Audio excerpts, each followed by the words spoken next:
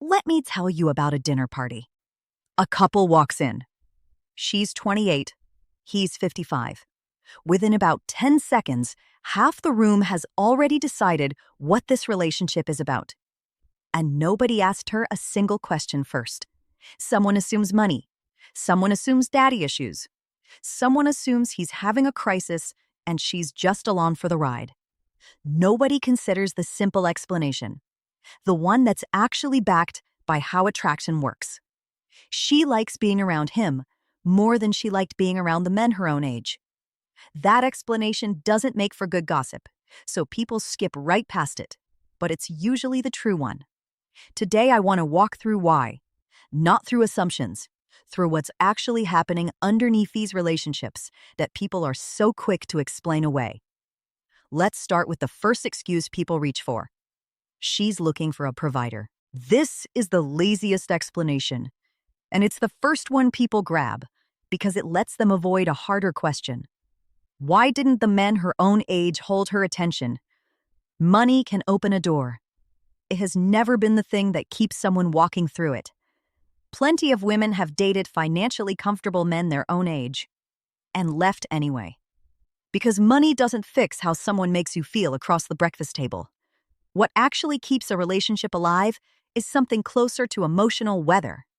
Is being around this person calm, or is it a storm you're constantly bracing for?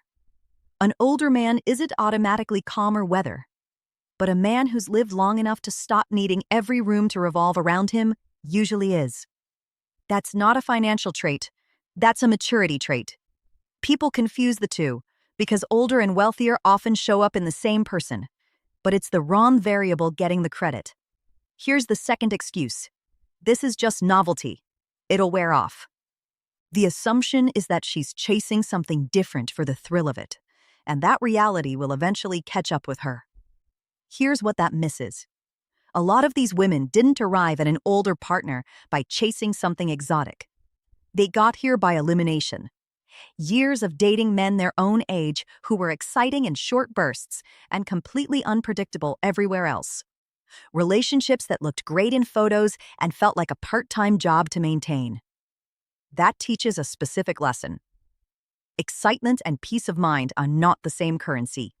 You can spend years collecting one while starving for the other. So when she meets someone who doesn't need to compete for attention, who can disagree with her without turning it into a performance, what she's usually feeling isn't novelty. It's relief. Relief that she's not managing someone else's mood as a full-time job anymore. And relief doesn't fade the way novelty does. If anything, it deepens the longer it lasts. Because it keeps proving itself true, instead of wearing off like a spark does. One more excuse. This one flips the story back onto him. He's compensating for feeling old. People love this explanation because it makes the relationship about his insecurity, as if it exists to patch something broken in him, instead of being built on something both people actually want. Here's what tends to be true instead. A lot of the traits men worry are making them less desirable as they age are, ironically, the exact traits that read as attractive to a woman who's done chasing intensity. Not needing to win every argument. Not needing constant validation. Being selective about where your energy goes, instead of throwing it at everyone in the room. Men often experience these changes as loss. The fire that made them charismatic at 25 has cooled into something quieter. But a woman evaluating a real partnership isn't measuring you against her 25-year-old self.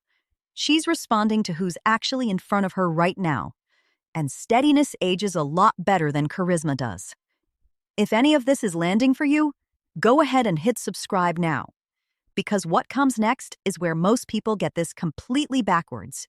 So, what is she actually evaluating underneath all three of these excuses? Every one of them assumes she's reacting to something surface level.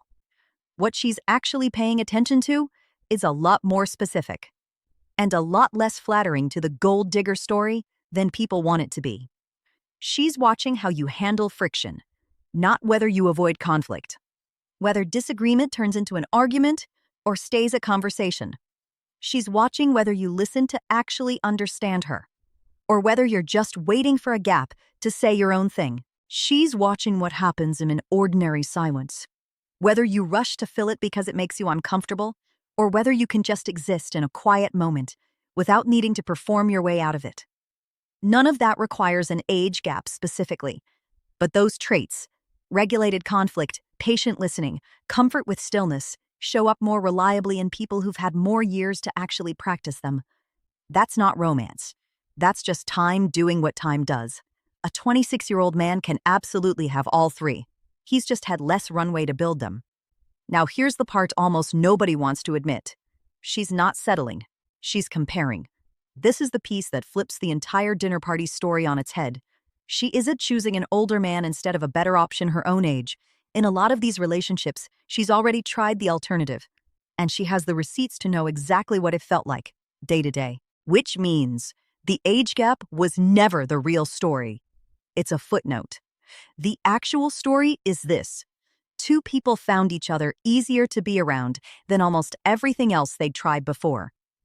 Everything else, the assumptions, the whispered theories, the dinner party math, is people trying to explain a feeling they never bothered to ask her about directly. So if you've been quietly wondering whether you're too old to be someone's first choice instead of their compromise, that's probably the wrong question entirely. Here's the better one. Does being around you feel like relief to the people in your life, or does it feel like work? That answer says more about your future than any number on a birth certificate ever will. If you want more of this, subscribe. Real relationship psychology, without the dinner party gossip, standing in for actual understanding.